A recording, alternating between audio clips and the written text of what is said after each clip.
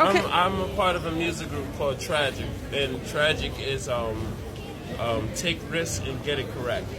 We're inspirational artists that come from all walks of life. So we try to like inspire people through music or just through common speech if we can. And that's what I like to do. I like to inspire people with my words and also with my ideas. And I'd like to try to impact people in a way that changes everything about them. And you were asking me about homelessness and if basically panhandling is something that people should be ashamed of.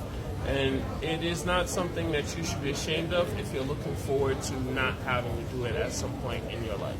It's something that you shouldn't be ashamed of if it's not something that you want to do for the rest of your life. If it's something you're only forced to do based on your life's consequences for a time being and period. And how you treat the people and how you treat yourself as you do this is very important. And people have let that slip their mind in every way and become inhumane in a way. And it's destroyed the confound of life, which is, God bless you, my friend. Thank you. Merry Christmas. Thank you.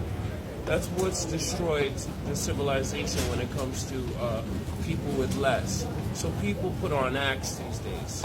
Even if you turn around, this man behind us has perfect speech, has perfect understanding and communication skills, but chooses to find a way to have people see him in a light where he doesn't have to use that.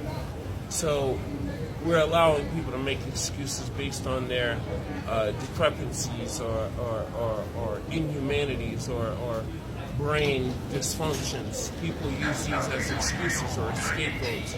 And what I've learned from this world is some of the most inconsequential-minded people are the ones that can be the most impactful, the ones that didn't have an awareness of what they wanted to do or where they wanted to go, are the people that tend to go as far as the eye could possibly see if they're just brought on the right path. And a lot of these people are lost because we're in a race, the human race.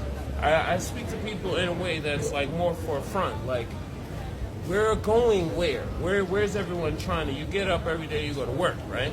You go to work to earn some money so you can feed your family, then you go to sleep and you run that same cycle over and over to the point where it's nauseating and people turn that same frustration for just wanting to move forward into hatred.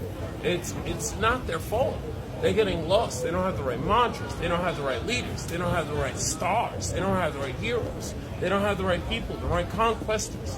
All of our leaders are hundreds of years old and been fighting for a small piece of power when we live in a universe, even a continent, a state. We live on a planet that's just in the perfect area for success, and yet we all fight it. We fight it and we watch people who have made errors and flaws their entire lives take on roles they don't inspire to actually fulfill in the most impactful ways. And that's on us. So we even make it into TV shows as if it's something to watch. We're not giving the right narrative. And I'm 28 years old. I'm a young man. So people look at me and they're like, he has no degrees. He doesn't have high school diplomacy. He doesn't have this. He doesn't have that. What does he have? He has nothing to offer. No, I have nothing to take from now. I have nothing for you to take that's going to earn you right now. So you found me inconsequential. So what people are doing is they're unrightfully acknowledging the great because of them wanting the gold immediately. They'll cut the goose's neck because it's not laying the egg. You see what I'm saying? If the goose doesn't lay the golden egg, this guy's getting mad. Now he just wants to eat the goose to see if he could. That's not how it works. You know? So you seem pretty charismatic and articulate. And originally, I asked you just about panhandling. You're out here panhandling, you said, because you're homeless? No. I've faced homelessness in a long time in my life. For damn near, I'd say, 10 long years. I was out here on the streets, nowhere really to go. I ended up going through the shelter system and getting my own housing. Now I have a wife and daughter, and we have our own apartment, and we're even trying to build and trying to make a way to change our living arrangements even now. It's not the greatest. It's just a Bronx apartment in the hood, you know, one of them project buildings that is sketchy as shit no one wants to go to. So it's one of those things where it's like we got a place to call home, but it's nowhere that we'd really like to say we live at. And we want to try to get a life that we see fit for ourselves, but also we're young. You know, my wife's 21, I'm 28. We come from nothing, and we're trying to build in a world where in 20 years, milk went from $1 to $7. So minimum wage is still $7 to $12. We barely get paid half the price of the nourishment we sustain on. How do we live? There's no common ground because people are lost at what truly matters. So a little perspective will help. I need to be the one to help people see the perspective of being young and not having the right accolades is standing in my way. So right now I'm in school trying to get my GED, and I passed every exam except for math right now by like 6 points, which is very frustrating. And sometimes I've even learned some of the greatest people in mankind. God bless you, my friend. Thank you. Happy holidays to you guys. Be careful up there. Some of the greatest accomplishers in life itself had struggles, so I can't fault myself for having struggles or making mistakes and not being the best that I'd like to be at times. And I'm trying to get over the frustration of not feeling like I've achieved what I could achieve, knowing how great I feel like I should be. And sometimes I feel like I'm overdoing it, even though, in a way, how could I, you know? Oh, that is the coolest bag ever. Yeah. Merry Christmas.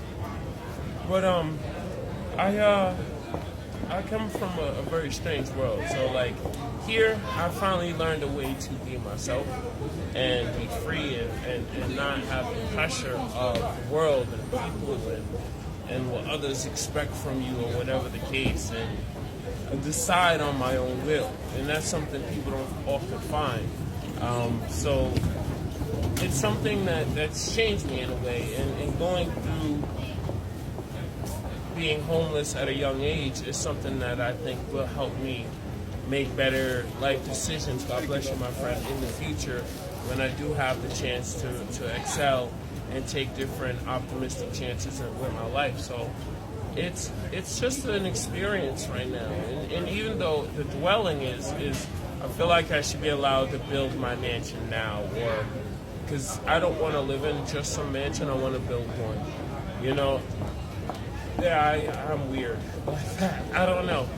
And then I want to do something groundbreaking. Like I want every building or every structure I build to be either a world record or some sort of open occupation for other people to revenue and build a substantial income off of. So I want to build revenue streams as well as trying to excel my life, which from being a young man that spent most of his life in group homes, juvenile centers, and on the street, you didn't know, going from not knowing what a home looked like to trying to build a home can be the most craziest thing, because I can only imagine a home, my dream home in my imagination, which is just me being able to talk to a team of people and say, this is going to be the greatest project you probably ever worked on.